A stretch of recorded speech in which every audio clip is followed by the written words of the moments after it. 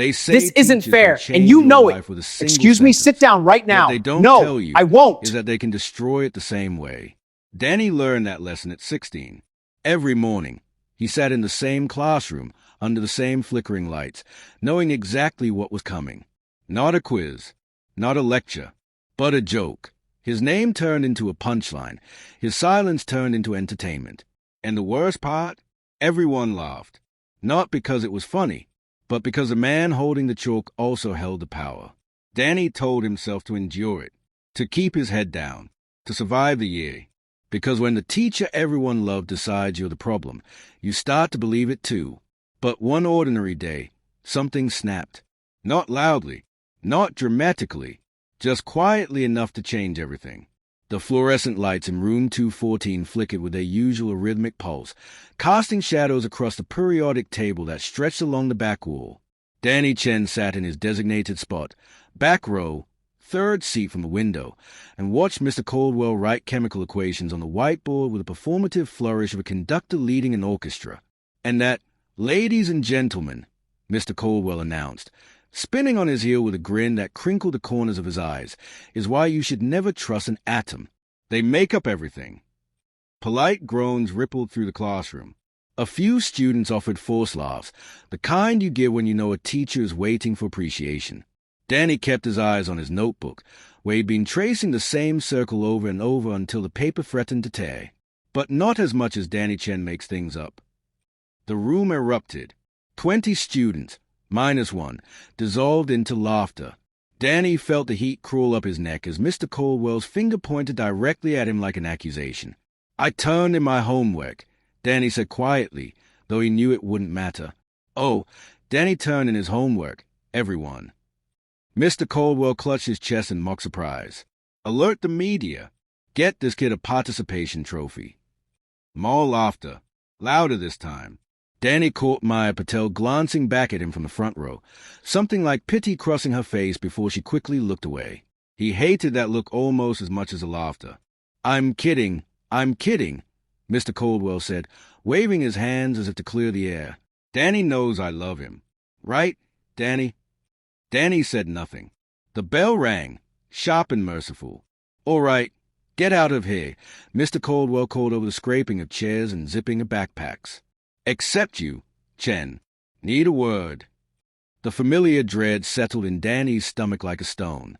He gathered his things slowly, waiting as his classmates filed past. Maya hesitated at the door, her hand on the frame, watching. Then she was gone. The room felt different when empty. Larger. The equations on the board seemed to mock Danny as he approached Mr. Caldwell's desk, each variable a reminder of problems he couldn't solve. You're getting too sensitive, kid, Mr. Caldwell said, leaning back in his chair with the ease of someone who'd never questioned his right to occupy space. It's just jokes. Everyone laughs at me, Danny said, staring at a coffee stain on the linoleum. That's called being popular. I'm giving you attention. Most teachers ignore kids like you. The words landed like a slap. Kids like me. Mr. Caldwell waved dismissively. You know what I mean. Quiet. Unmotivated. You should be grateful someone notices you exist. Danny's jaw tightened. His molars ground together with enough force to make his temples ache. Can I go? Mr. Caldwell stood, his chair rolling backward with a momentum. Look, Danny, high school's tough, but you got to develop thicker skin. The real world, way worse than my little jokes. He placed a hand on Danny's shoulder. Danny flinched, his body recoiling before his mind could process the movement. Good. Danny nodded without meeting his eyes and fled. The hallway was a river of noise and motion. Students streamed past in clusters, their laughter and conversation creating a wall of sound that Danny couldn't penetrate. He was a ghost moving through their world, invisible and insubstantial. His locker combination took 3 tries. His hands shook. Hey! Danny turned to find Maya standing there, her backpack slung over one shoulder, her expression serious. Hi, he managed. That was messed up. In class. It's fine. It's not fine. Maya's voice carried an edge he'd never heard before. He does it every day. Danny yanked his locker open, the metal door groaning in protest. Why do you care? Because it's not okay. Have you told anyone? A bitter laugh escaped before he could stop it. Like who? His everyone's favorite teacher. Teacher of the year 3 times. Who's gonna believe me? Maya opened her mouth, then closed it. The silence was answer enough. Exactly, Danny said. He grabbed his books and walked away, leaving her standing there with whatever words he'd been preparing to offer. That evening, Danny sat at his desk staring at blank homework. The words on the page might as well have been written in a foreign language. His phone buzzed, lighting up with notifications from the group chat he'd muted weeks ago but never left. Chemistry class. Tyler, Bro Caldwell roasted Danny today faced with tears of joy. Jessica, his so savage LMAO. Brandon, Danny's face were priceless. Tyler, dead skull. His hands trembled as he threw the phone onto his bed. It landed with a soft thud against his pillow. Danny? His mother's voice came through the door, her Mandarin accent wrapping around his name like it always did. Dinner ready. Not hungry. You need to eat something. I said I'm not hungry. The words came out sharper than he intended. He heard her footsteps retreat down the hallway, each one a small defeat. Danny opened his laptop and typed, "Is my teacher bullying me?" The search results bloomed across his screen. Forum posts from students with stories that echoed his own. Articles with clinical language about emotional abuse and power dynamics. List of signs and symptoms that read like a catalog of his daily life. Public humiliation. Check. Singling out one student repeatedly. Check. Disguising cruelty as humor. Check. Making the target doubt their own perception. Check. Danny read until his eyes boned, until the words blurred together, until something that had been formless and nameless inside him finally took shape.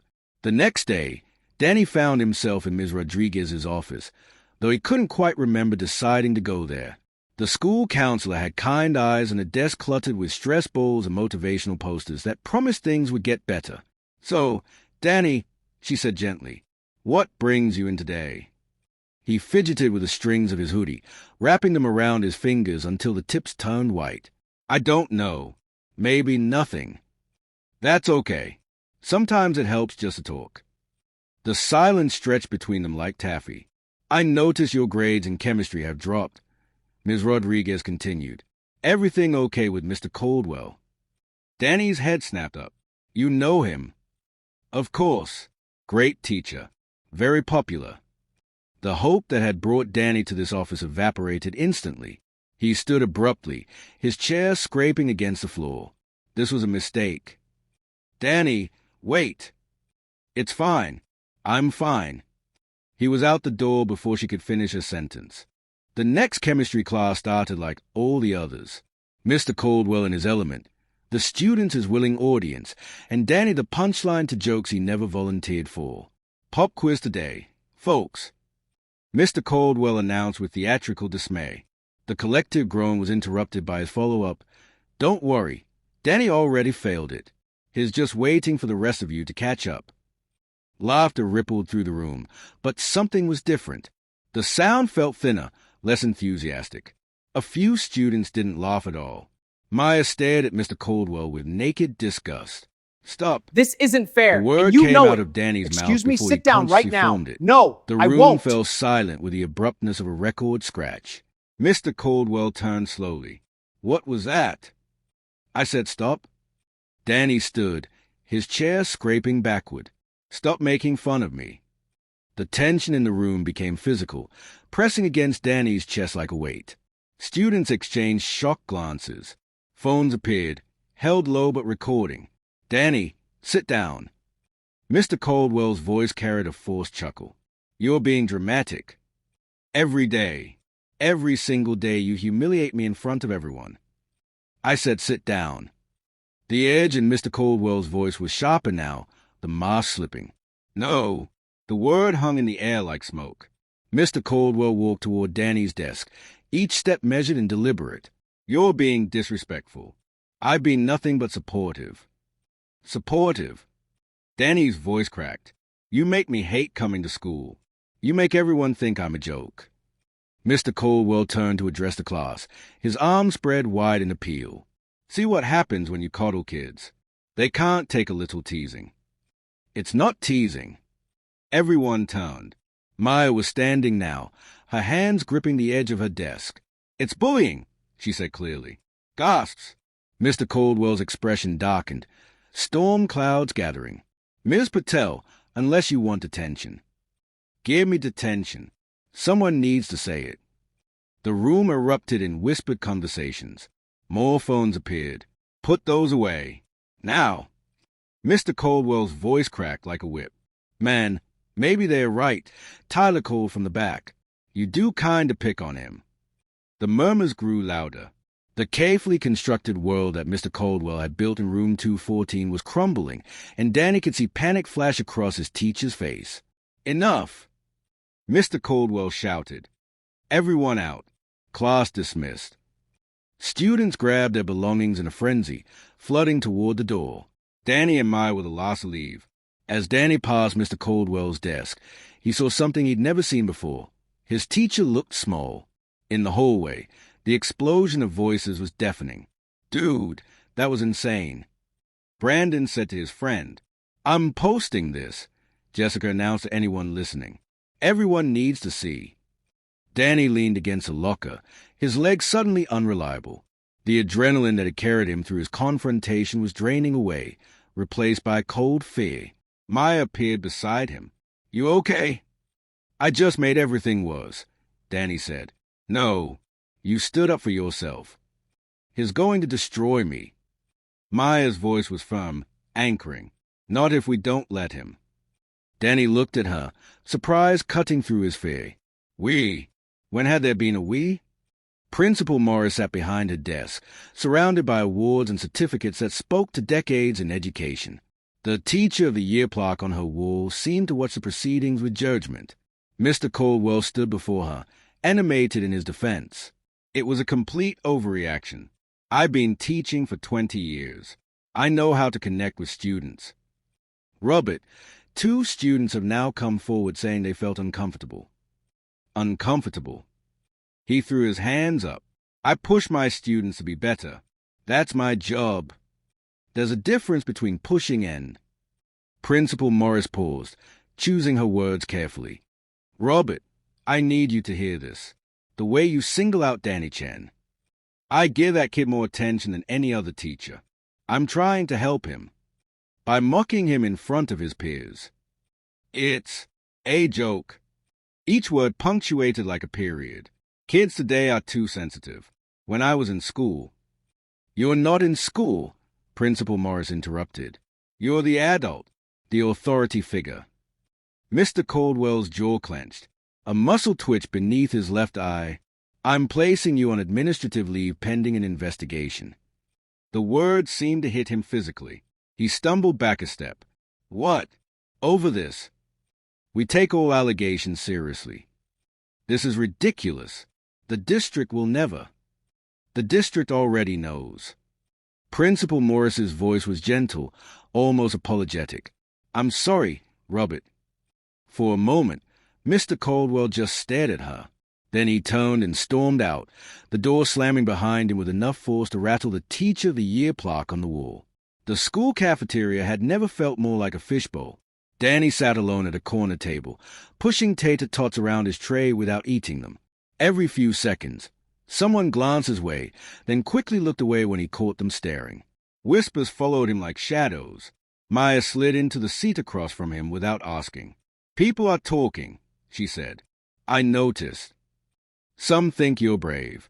Others think you ruined Caldwell's career over nothing. Danny set down his fork. Great. So half the school hates me instead of just ignoring me. Danny, you don't get it. Before, I was invisible. Now I'm the kid who got a teacher fired. That's my legacy. He did this to himself. Danny looked up at her, really looked. Why are you helping me? Maya was quiet for a moment. When she spoke, her voice was softer. Because last year, I had a teacher who made comments about my weight. Every day.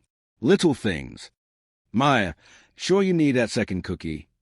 Careful on that stool, Maya. Everyone laughed. Danny felt something shift in his chest. I never said anything, Maya continued. I transferred out of that class. Told my parents it was because I wanted AP English instead. I never told anyone the real reason, and I still regret it. I'm sorry. Don't be sorry. Be proud. You did what I couldn't. For the first time in days, Danny almost smiled. That evening, Danny sat on his living room couch between his parents. His mother held his hand tightly. His father's expression cycled between anger and pride. "Why you not tell us?" his mother asked, her accent thickening with emotion. "Every day he do this. I didn't think you'd believe me." "Of course we believe you." His father's voice was sharp with frustration, not at Danny, but at the situation. "You're our son." "That teacher should be ashamed," his mother said. "Making fun of student? In China, teacher very respected position. This is disgrace." "We should sue," his father declared. "Get lawyer." "Dad, no. I just wanted to stop." His mother squeezed his hand. "We so proud you speak up. Very brave." Danny's eyes watered. He'd been holding everything in for so long that the release felt like a dam breaking. "I don't feel brave. I feel scared." His father put an arm around him. "Scared is okay. Brave is doing it anyway." They sat together in the glow of the television, three people bound by blood and now by shared battle. The district office conference room was designed to be neutral, but everything about it felt cold. Superintendent Walker sat at the head of the table, flanked by Principal Morris. Across from them sat Mr. Caldwell and his union representative, a sharp-eyed woman with a briefcase full of precedents. "Mr. Caldwell," Superintendent Walker began, consulting the papers before him, "we reviewed testimony from 7 students and 3 faculty members. There's a clear pattern." "A pattern of what?" Mr. Caldwell leaned forward. "Being an engaging teacher, having rapport with my class." The union rep cleared her throat. "My client maintains this is a misunderstanding fueled by today's overly sensitive culture." "With respect," Principal Morris interrupted, her voice level but firm, calling a student out by name, mocking their intelligence, their work ethic, their appearance. "That's not rapport." "I never mock his appearance." Superintendent Walker flipped through his notes. "You called him Sleepy Chen because of his eyes." The silence that followed was absolute. The air seemed to leave the room. Mr. Caldwell's face went pale. That was once. And it was about him being tired. Not... Robert. Principal Morris's voice was quiet. "Stop." For the first time, something in Mr. Caldwell's expression cracked. Reality, long held at bay by justifications and rationalizations, broke through his defenses. "We're offering you a choice," Superintendent Walker said. "Resign with a neutral reference, or face formal termination proceedings." "I'm a good teacher." The words came out barely above a whisper. "That's not the question on the table." Mr. Caldwell looked at his union rep. She nodded gravely, her expression saying what her words couldn't. "Take the deal. I'll resign." 2 weeks later, room 214 felt different. Ms. Warren, young and energetic with an easy smile, wrote on the whiteboard while students settled into their seats. The same students, the same desks, but the atmosphere had fundamentally changed. It was lighter, breathable. "All right," Ms. Warren said brightly. "Who can tell me about covalent bonds?" Hands shot up across the room, including Danny's. Ms. Warren pointed at him. "Yes, Danny. It's when atoms share electrons to become more stable." "Exactly right. Great explanation." Danny sat a little taller in his seat.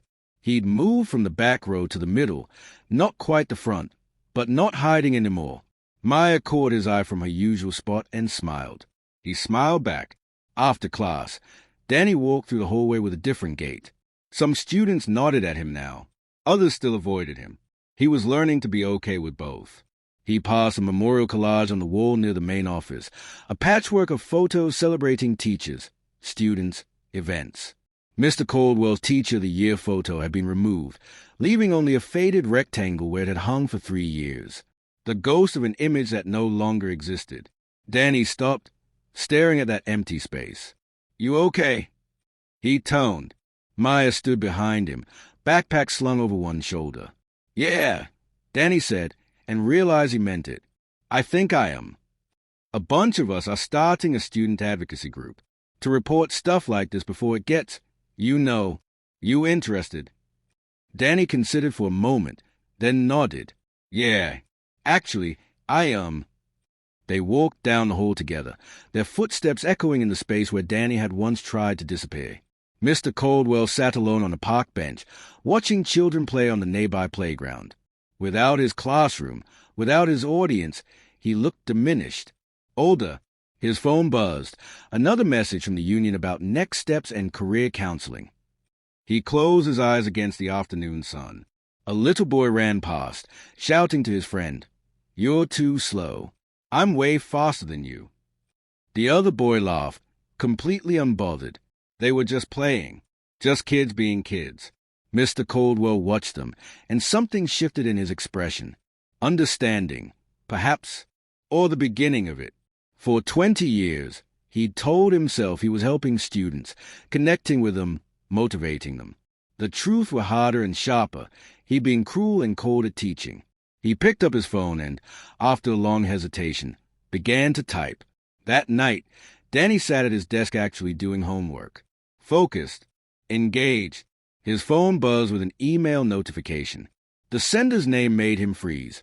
Robert Caldwell. His hand hovered over the mouse. Every instinct screamed at him to delete it, to not give his former teacher one more second of his time. But something made him click. The email was short. Danny, I know you have no reason to read this. I don't expect forgiveness. But you deserve an apology. What I did was wrong. I told myself it was teaching, motivation, even affection. I was lying to myself. I hurt you, and I'm sorry. I'm getting help to understand why I thought my behavior was acceptable. It wasn't. You were right to speak up. I hope you never stop speaking up. R. Caldwell. Danny read it twice. His emotions were complex, layered, anger at what had been done, relief that it was acknowledged, sadness of the time lost, and something like closure. He didn't respond. Instead, he closed the laptop and returned to his homework. The next day in chemistry class, Ms. Warren stood at the front of the room with her characteristic enthusiasm. Tomorrow's the science fair. Who's excited? Hands shot up. Voices called out. Danny raised his hand. Danny, what's your project? I'm testing how different light wavelengths affect plant growth. That sounds fascinating. Can't wait to see it. The bell rang. Students packed their bags in the familiar chaos of transition. As Danny passed the desk, Ms. Warren called out, "Hey, Danny, you're doing really great. Keep it up." He stopped, turned, and offered a genuine smile. "Thanks, Ms. Warren." Outside the classroom, Maya was waiting. "Want to work on our advocacy group presentation after school." "Yeah, let's do it." They walked across campus together, talking and laughing, two students who'd found their voices in the aftermath of silence. Through the classroom window behind them, room 214 sat empty and waiting, a clean slate, a new beginning, a space where learning could happen without fear. The late afternoon sun cast long shadows across the hallway, and somewhere in those shadows, Danny Chen was no longer hiding. He was standing in the light.